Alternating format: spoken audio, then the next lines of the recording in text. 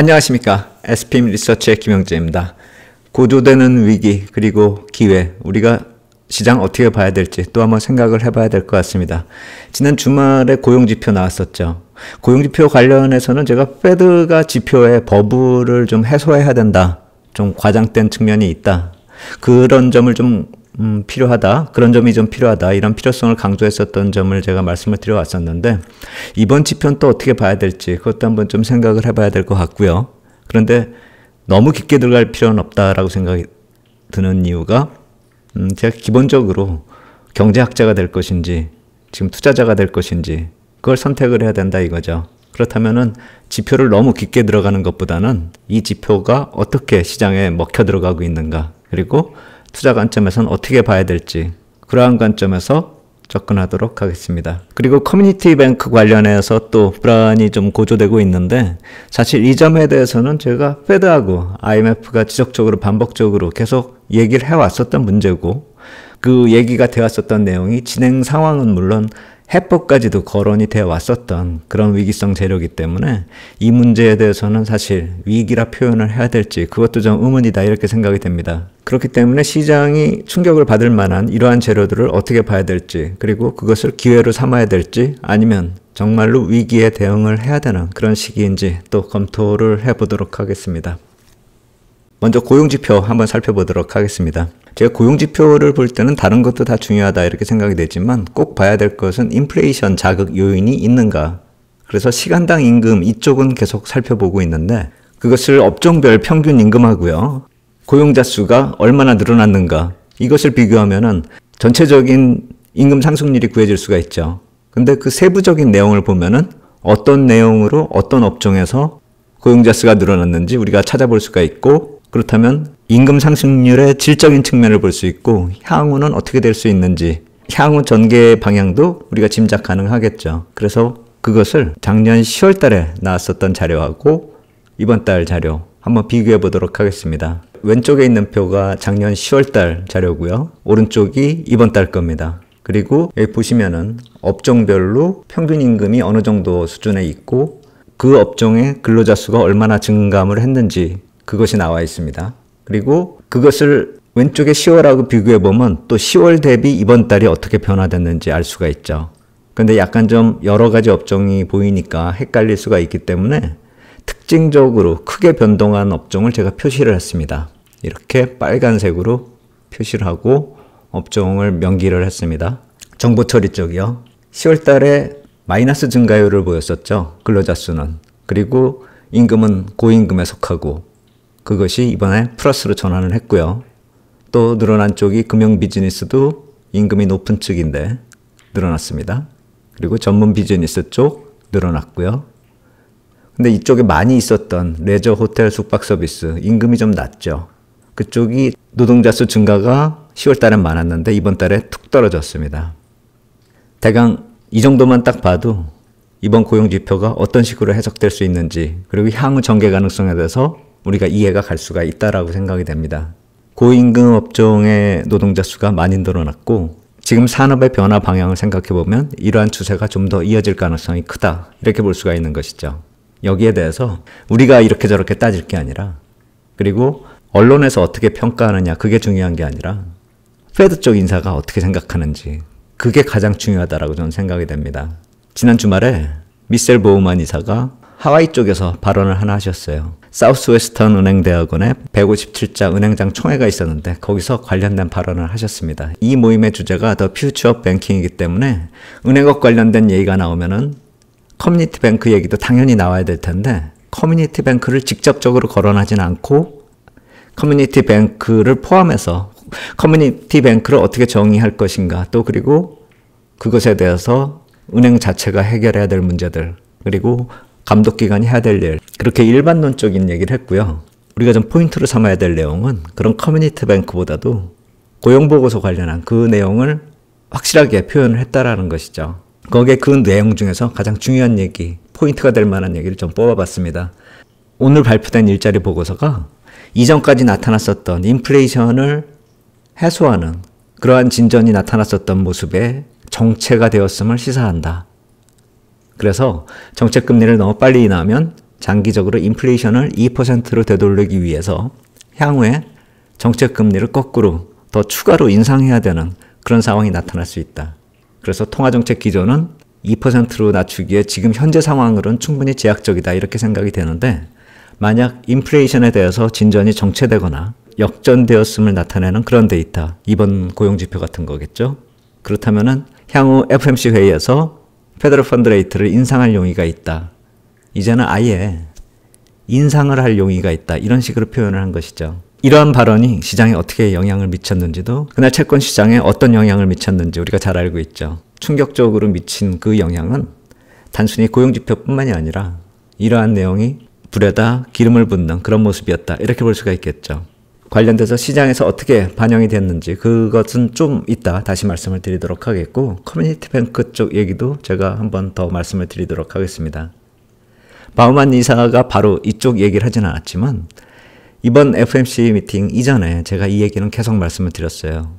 캔사스시티 패드 쪽에서 내놓은 자료인데, 커뮤니티 뱅크가 그동안에 미실현 손실을 실현시키기 시작했다. 대형은행과 유사한 전략적 구조조정이고 한 발 개선되는 구조조정이 본격적으로 시작됐다. 이 얘기를 하는 것이죠. 그렇다면은 이번에 나타났었던 은행 손실은 이러한 점이 반영이 됐다. 이렇게 볼 수도 있는 것이죠. 실질적으로 개선하는 그 과정에서 나타나는 손실을 실현한 그 모습이 수치로 반영이 됐다. 실적에 반영이 되기 시작했다. 그렇게 볼 수가 있는 것이죠. 그렇다면 그것을 과연 몰랐었던 악재가 나타난 것인지, 실질적으로 캔사스시티 패드 쪽에서 이미 어느 정도 시장에 미리 알려줬었던 그 재료가 현실화된 것인지, 그거 한번 잘 생각해 보셔야 될 타이밍이다. 이렇게 생각이 됩니다. 그리고 이렇게 개선이 계속 진행이 된다. 그리고 자체적으로 해결이 된다라고 한다면 대형은행으로 M&A로 이전하는 그런 구체적 방안이 실현될 가능성은 적어졌다. 이렇게 말씀을 드렸는데, 이것이 차선책으로 선택할 수 있는 방향이다. 이걸 감안한다면은 이번에 문제가 생긴다 하더라도 대형은행 쪽으로 M&A가 실질적으로 다시 거론될 수 있다는 점도 우리가 생각을 해봐야 될 것 같다. 이런 생각이 듭니다. 지난 JP모건 쪽이 퍼스트 리퍼블릭 뱅크를 인수한 그 모습이 시장에서 빈익빈 부익부 이쪽으로 해석될 수 있는 그런 문제이기 때문에 추가적으로 과연 그러한 선택을 할 수 있을까, 그런 생각을 해왔었는데, 이번 커뮤니티 뱅크의 문제가 어떻게 확산이 되고 어느 정도까지 올라가는지 그것에 따라서 달라질 수 있는 사안이다. 이렇게 생각이 됩니다. M&A까지 다시 거론된다라고 한다면 문제 해결은 아주 빠르게 해결될 수 있다는 점도 우리가 놓치면 안 될 것이다. 이렇게 생각이 됩니다. 그렇다면 다시 돌아가서 아까 고용지표가 시장에 미친 영향 한번 살펴보도록 하겠습니다. 지난 주말에 CME 패드워치 툴 기준으로요, 이번 6월 FOMC 회의 때 목표금리 확률 한번 살펴보면은 그 고용지표가 나오자마자 기준금리가 450, 475bp 될 확률이 34%에서 12%로 뚝 떨어졌죠. 그리고 475에서 500 확률이 올라가고 500에서 525 확률이 확 올라갔죠. 결국 금리 3번 정도 내릴 거로 예상됐었던 게 한 번 쪽으로 많이 올라간 겁니다. 2번 정도 확률은 거의 비슷한 조금 올라가는 그런 모습이었고요. 그런데 하루 지나면서 거의 다 원상복귀가 되고 있는 그런 상황입니다. 주말 들어서. 아래쪽의 표는 제가 간단하게 이해를 돕기 위해서 만든 표인데요. 위에가 기준금리 450에서 475 그 확률이고요. 아래쪽이 475에서 500 확률인데, 한마디로 한 번의 금리 인하 확률 추가될 수 있는 그 확률이 뚝 떨어졌다. 그리고 반대로 그 확률이 한 번 덜 인하할 확률로 올라갔다. 이렇게 보면 되겠죠. 이게 당일 모습이고 그것이 하루 지나면서 또 안정이 돼가고 있는 그런 모습이다. 이렇게 보시면 될 것 같아요. 그러면 아마도 월요일 개장되면은 빠르게 회복되는 그런 모습이 나타나지 않을까, 그런 생각이 듭니다. 주말에 나타났었던 두 가지 재료가 불안 요인이긴 한데 빠르게 원위치가 되고 있는 그런 모습, 우리가 놓치면 안 될 것 같다. 이런 생각이 듭니다. 그리고 금리 관련해서는 또 추가적으로 한 말씀 드려야 될 게 IMF 쪽 자료 한번 살펴보도록 하겠습니다. 중기 전망이죠. 여기 보시면은 미국의 기준금리 이 추이가 향후에 어느 정도 갈 것인가, 그리고 아시아 쪽은 어떻게 될 것인가, 그것에 대해서 시장의 기대치를 나타내고 있습니다. 2025년까지요.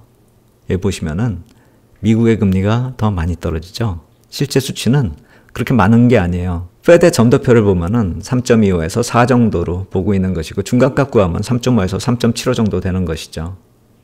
그렇게 놓고 보면 이 값이 한 3.5 전후로 내려간다? 이것을 나타낸다. 이렇게 보시면 될 것 같아요. 근데 아시아는 상대적으로 덜 올랐다가 덜 빠지죠. FOMC 회의에서 많이 올렸다가 이거보다 좀 많이 빼는 그런 모습 보이고 있어요. 국채를 어디에 투자해야 되고 또 목표 수익률이 그다지 많이 남은 상황은 아니다라는 점 우리가 좀 생각해 볼 필요가 있다 이런 생각이 듭니다.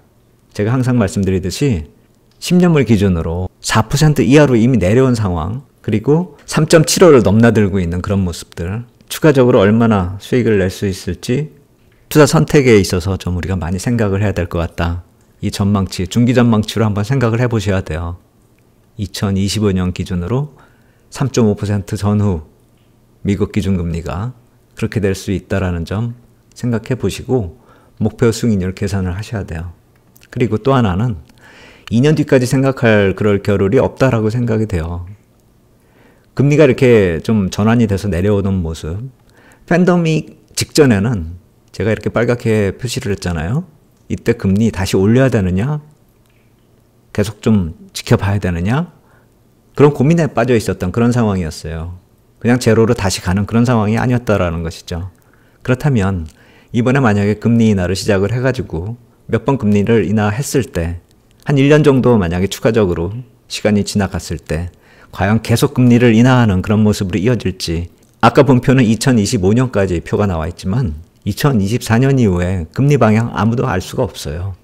경제 상황을 1년 뒤에 누가 예측을 할 수 있습니까? 실질적으로 2019년에도 많은 논란이 있었어요. 2024년 기준으로 놓고 보면 과연 어디까지 가는 것인지 그거 한번 생각해 보셔야 돼요. 여기가 어느 지역인지 한번 잘 생각해 보셔야 돼요. 그렇기 때문에 제가 국채 투자 쫓아가서는 먹을 게 없고 기대 수익률 크게 높게 잡을 수 없는 상황이라는 점 그래서 말씀을 드리는 것입니다. 지난 주말에 미셀 보우만 이사 나오셨다 이렇게 말씀을 드렸잖아요. 이제 블랙아웃 기간이 끝났기 때문에 계속 나오실 거예요. 페드 인사들. 그리고 6일부터는 국채 입찰 또 시작이 됩니다. 다음 블랙아웃 기간은 3월 9일부터고 그 이전에 ECB 통화정책회의가 있고 BOJ 통화정책회의는 19일, FOMC 회의가 20일입니다. 제가 봤을 때는 분기 아웃룩이 나오는 게 BOJ 같은 경우 1월 다음에 4월이거든요. 이때 어떤 시그널을 주고 QT 관련해서 페드 쪽에서 뭔가를 결정을 하면은 실질적으로 BOJ의 정책의 전환은 4월이 될 확률이 크지 않을까.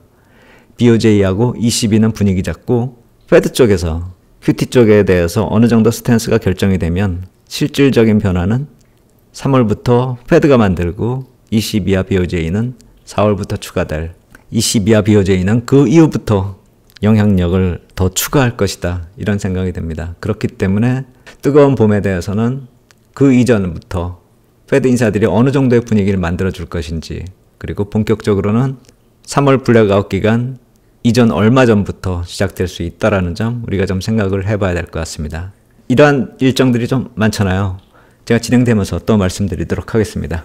오늘 여기까지 하도록 하겠습니다. 감사합니다.